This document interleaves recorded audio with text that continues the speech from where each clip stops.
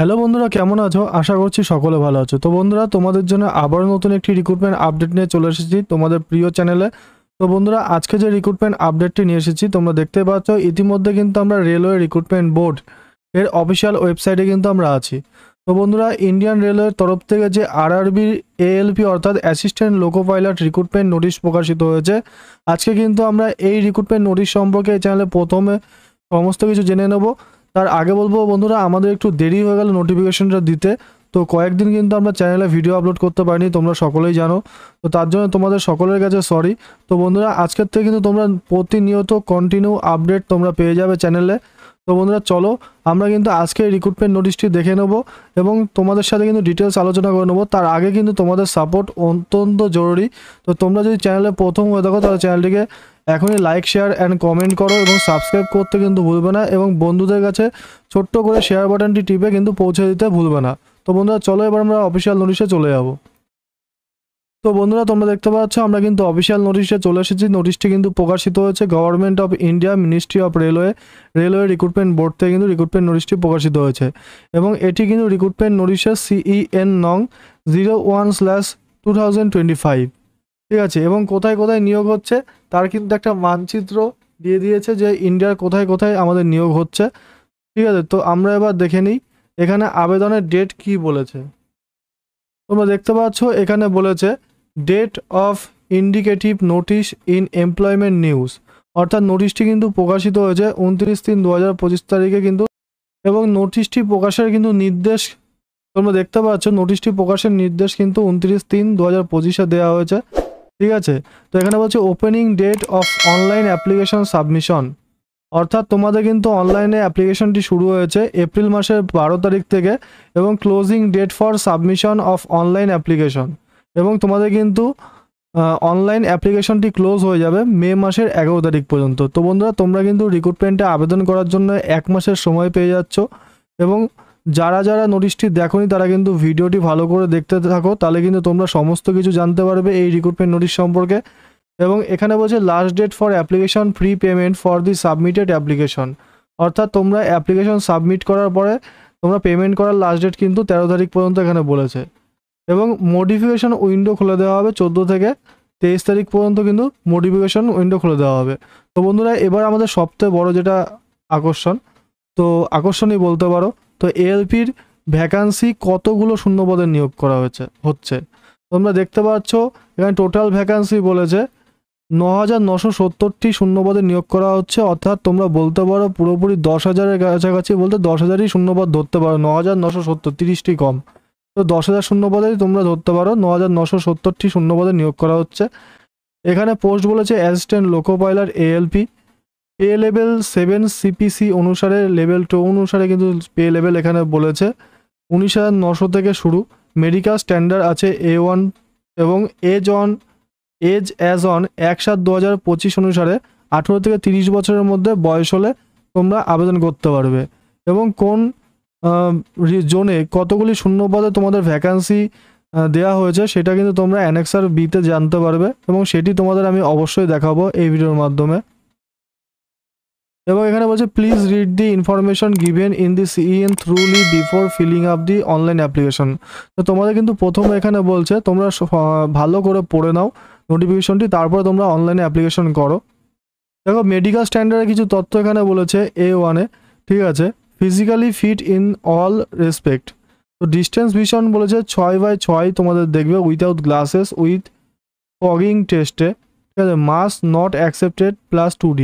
Near vision বলেছে 0.6 without glasses and must test of for colour vision, binocular vision, field of vision, night vision, mesopic vision ETC তোমাদের কিন্তু এগুলো check করা হবে চোখের ক্ষেত্রে। এবং এজ লিমিট বলেছে 18 থেকে 30 বছরের মধ্যে বয়স হলে তোমরা আবেদন করতে পারবে 1/7/2025 অনুসারে। সাথে তোমরা যদি SC ST ক্যান্ডিডেট হয়ে থাকো 5 বছরের ছাড় পেয়ে যাবে বয়সের ক্ষেত্রে। OBC ক্যান্ডিডেট নন ক্রিমি লেয়ার হয়ে থাকলে 3 বছরের ছাড় পেয়ে যাবে বয়সের ক্ষেত্রে। এক্স সার্ভিসম্যান হলে তোমরা 3 বছরের ছাড় পাচ্ছ বয়সের ক্ষেত্রে। এক্স সার্ভিসম্যান OBC হলে আরও 3 বছর এক্সট্রা পাচ্ছ, মানে 6 বছর ছাড় পেয়ে যাচ্ছ। এবং এক্স সার্ভিসম্যান SC ST হলে 3 বছরের সাথে আরও 5 বছর এক্সট্রা পাচ্ছ, 8 বছরের ছাড় পাচ্ছ। U R EWS, U R হলে তোমরা 40 বছর পর্যন্ত বয়স হলে আবেদন করতে পারবে। ওবিসি এনসিএল হলে 43 বছর, এসসি এসটি হলে 45 বছর পর্যন্ত আবেদন করতে পারবে। এগুলো কিন্তু ইডব্লিউএস ক্যান্ডিডেটদের জন্য বললাম। এবার কিন্তু আমরা এক্সামিনেশন ফি সম্পর্কে জেনে নেব। তোমরা দেখতে পাচ্ছ for all candidate except category mention below SI নং 2 অর্থাৎ সিরিয়াল নম্বর 2 বাদে অল ক্যান্ডিডেটদের কিন্তু এখানে 500 টাকা তোমাদের পেমেন্ট করতে হবে অ্যাপ্লিকেশনের জন্য, ঠিক আছে, এক্সাম ফি হিসাবে। এবং তোমাদের কিন্তু 400 টাকা তোমাদের ফেরত দেবে, ব্যাঙ্ক চার্জ কেটে কিন্তু তোমরা অ্যাকাউন্টে 400 টাকা ফেরত পাবে ফার্স্ট সিভিটি টেস্ট অ্যাপিয়ারিং হয়ে যাওয়ার পরে, ঠিক আছে। For candidate who belong SC ST ex serviceman female transgender minorities and economically backward classes EBC, এই সমস্ত ক্যান্ডিডেটদের কিন্তু 250 টাকা তোমাদের পেমেন্ট করতে হবে অ্যাপ্লিকেশন ফি হিসাবে। এবং ফার্স্টে সিবিটি হওয়ার পরে কিন্তু তোমরা অ্যাপিয়ারিং ইন ফার্স্টেস সিবিটি বলেছে, তো এটা হওয়ার পরে কিন্তু তোমরা 250 টাকা তোমরা কিন্তু ফেরত পাবে অ্যাকাউন্টে পুরোটাই। তো সেটা কিন্তু ব্যাঙ্ক চার্জ কেটে ফেরত পাবে। মুড অফ পেমেন্ট বলেছে অনলাইনের মাধ্যমে তোমরা করতে পারবে পেমেন্টটি। অ্যাপ্লিকেশনের ডেবিট কার্ড, ক্রেডিট কার্ড, ইউপিআইয়ের মাধ্যমে করতে পারবে। দেখো রিক্রুটমেন্ট প্রসেসে বলেছে ফার্স্ট স্টেজ সিবিটি 1 হবে, second stage CBT 2, computer base aptitude test হবে, তারপরে সিবিএটি, তারপরে ডকুমেন্ট ভেরিফিকেশন ডিভি হবে এবং মেডিকেল এক্সামিনেশন এমই হওয়ার পরে কিন্তু তোমাদের জয়নিং প্রক্রিয়া এখানে হবে। এবং সিবিটি 1-এ কিন্তু তোমাদের প্যাটার্ন সিলেবাস সম্পর্কে বলছে 60 মিনিটের জন্য হবে এবং এখানে 75টি কোশ্চেন থাকবে 75 মার্কসের, ঠিক আছে, মানে 1 নম্বর থাকবে পার কোশ্চেনে। এবং তোমাদের কিন্তু এখানে নেগেটিভ মার্কিং আছে, 3টে কোশ্চেন ভুল হলে কিন্তু 1 নম্বর কাটা যাবে, ঠিক আছে। এবং মিনিমাম পাস পার্সেন্টেজ বলেছে ইউআর অ্যান্ড ইডব্লিউএস এর জন্য 40% তোমাদের পেতে হবে এই 75-এর মধ্যে, ওবিসি এনসিএলদের জন্য 30% এবং এসসিদের জন্য 30%, এসটির জন্য 25% তোমাদের মিনিমাম পেতে হবে অ্যাপিয়ার হওয়ার জন্য, ঠিক আছে, সিবিটি 1-এ। আর সিবিটি 1-এ তোমাদের যে কোশ্চেনগুলো হবে mental ability, mathematics, general science, general awareness, এগুলোর উপর আসবে। তারপরে চলে আসবো সিবিটি 2-তে, ঠিক আছে। এবং তোমাদের নর্মালাইজ মার্কস এবং মেরিট অনুসারে কিন্তু সিবিটি 1 যারা অ্যাপিয়ার হবে তারা কিন্তু তোমরা শর্টলিস্ট সিবিটি 1 মানে যারা শর্টলিস্ট হবে তারা কিন্তু তোমাদের এখানে সিবিটি 2-তে চান্স পাবে, ঠিক আছে। তো সিবিটি 2-তে তোমাদের যে এক্সাম প্যাটার্ন আছে তোমাদের এখানে বলছে পার্ট এ 90 মিনিট হবে 100 কোশ্চেনে, পার্ট বি হবে 60 মিনিটে 75 কোশ্চেনে। এবং এখানেও কিন্তু সেম আছে, 3টি কোশ্চেন ভুলে 1 নম্বর তোমাদের কাটা যাবে। এবং এখানেও বলেছে পার্ট এ 40% মার্কস কিন্তু তোমাদের পেতেই হবে ইউআর এবং ইডব্লিউএসদের জন্য, এনসিএলের জন্য 30% এবং এসসির জন্য 30%, এসটির জন্য 25%। এবং তোমাদের কিন্তু এখানে বলেছে ফটো কিন্তু তোমাদের 50 থেকে 150 কেবির মধ্যে হতে হবে আপলোড করার সময় এবং সিগনেচার 30 থেকে 49 কেবির মধ্যে হতে হবে, তারপরে তোমরা আপলোড করতে পারবে। এবং তোমাদের এখানে বলছে পোস্ট ওয়াইজ প্যারামিটার, ঠিক আছে, অ্যাসিস্ট্যান্ট লোকো পাইলটের জন্য তোমাদের যা বলেছিলাম প্রথমে সমস্ত কিছু বলেছিলাম, 2 লেভেল অনুসারে স্যালারি দেওয়া হবে 19,900, A1 মেডিকেল স্ট্যান্ডার্ড থাকবে।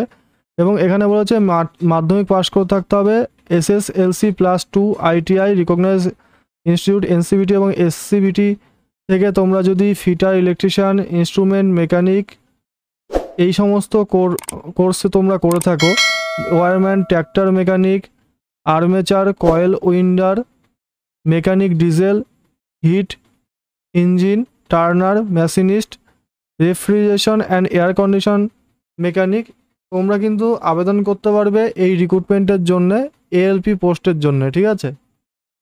এবার তোমাদের বলে দেবো কোন জোনে কতগুলি শূন্য পদে নিয়োগ করা হচ্ছে, ঠিক আছে। অ্যানেক্সার বি কিন্তু তোমাদের সামনে আনবো বলেছিলাম, নিয়ে এসছি। আহমেদাবাদে কিন্তু তোমাদের টোটাল নিয়োগ করা হচ্ছে 497টি শূন্য পদে।